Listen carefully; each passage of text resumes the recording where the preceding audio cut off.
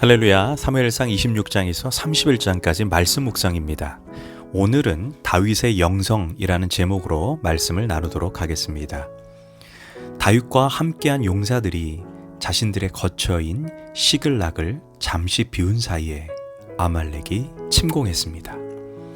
그래서 성읍은 불에 타서 초토화되었고 모든 소와 양은 약탈당하고 심지어 아내와 자식들까지 포로로 끌려가게 됩니다. 다윗과 함께한 용사들은 전쟁터에서 막 돌아온 상태였습니다. 그들은 심신이 매우 지쳐 있었습니다. 그런데 설상가상으로 이러한 처참한 상황을 목도하고 더구나 아내와 자식들까지 포로로 끌려갔으니 그들은 울 기력이 없을 정도로 대성통곡하고 절망에 빠졌다라고 성경은 말합니다. 이때 다윗은 용사들의 마음을 설득시키거나 인간적인 방법으로 위로하거나 문제를 돌파하려 하지 않고 즉시 무릎을 꿇고 하나님께 엎드려 간절히 기도했다라고 말합니다. 물론 다윗도 매우 낙담한 상태였습니다. 그러나 다윗은 기도한 후에 하나님으로부터 큰 힘과 용기를 얻었다라고 성경은 말합니다. 우리는 위기의 순간에 때때로 앞이 보이지 않는 칠흑 같은 상황에 누구로부터 힘과 용기를 얻고 있습니까? 많은 사람은 자신의 머리를 굴려서 위기를 돌파하거나 아니면 전화기를 들어 자신을 위로할 사람을 찾습니다. 그것도 아니면 나에게 실질적인 물질 도움을 줄 수 있는 자를 찾아갑니다. 그러나 다윗은 위기와 절망, 낙담의 시간에 그는 세상에 도울림 없는 사람이 아닌 바로 야훼 하나님으로부터 힘과 용기를 얻었다라고 성경은 말합니다. 우리도 위기의 순간에 하나님으로부터 힘과 용기를 얻어야 합니다. 또한 다윗은 이러한 긴급한 상황에 상식적으로 당장 쫓아가서 복수를 하는 것이 우선순위일 것입니다.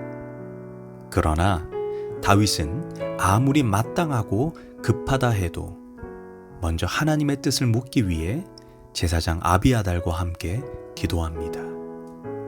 누군가는 이렇게 말할 수도 있습니다. 뭐 그리 뻔한 것을 묻냐고, 그냥 쫓아가면 되지, 이렇게 말할 수도 있습니다. 그러나 다윗은 인생을 살면서 깨닫게 된 진리가 있습니다. 아무리 뻔한 상황이고 당연한 상황이라 할지라도 하나님께 뜻을 묻는 것이 가장 지혜로운 방법임을 그는 알고 있었습니다. 오늘 그 하나님은 우리에게도 묻습니다. 너는 너의 힘으로 살래? 아니면 나의 힘으로 살래? 우리가 기도한다는 것은 마땅한 것도 내 힘으로 살지 않겠다는 태도입니다.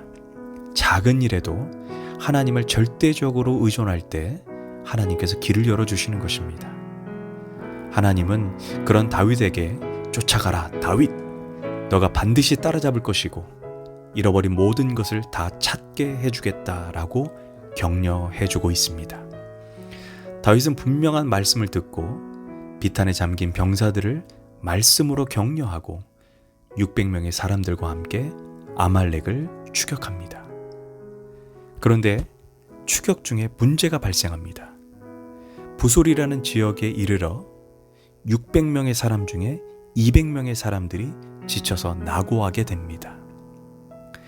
3분의 1이 지쳐서 낙오하게 된다는 것은 매우 낙담되고 절망적인 상황입니다. 10명이 나갔다가도 1명만 빠져도 분위기가 다운되어 전의를 상실할 수 있습니다. 전쟁에서 가장 중요한 것이 사기입니다.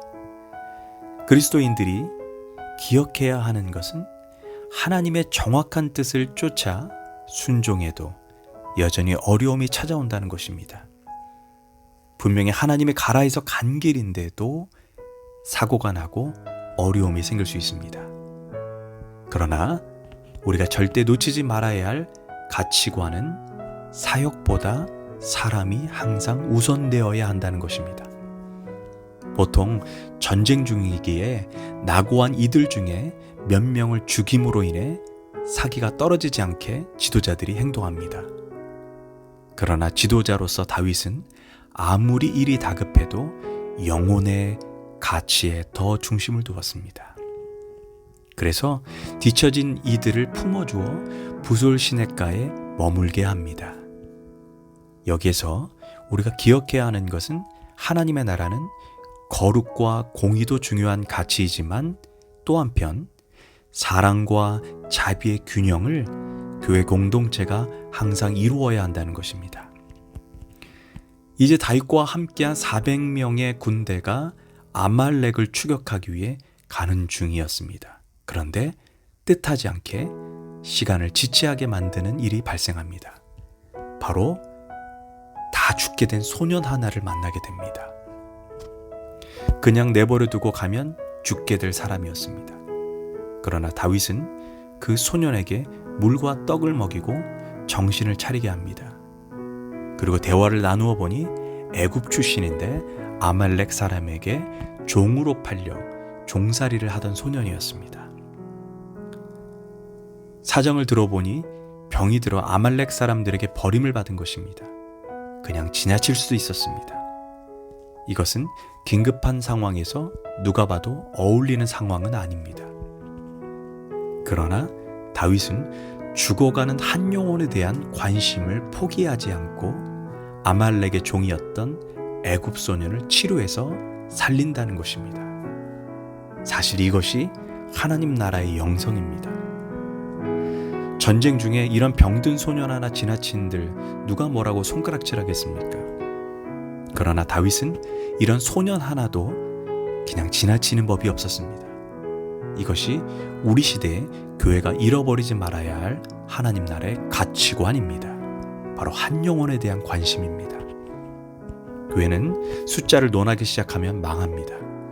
예수님의 관심은 바로 한 영혼에게 있습니다. 하나님의 나라는 단순히 숫자 노름에 있는 것이 아닙니다.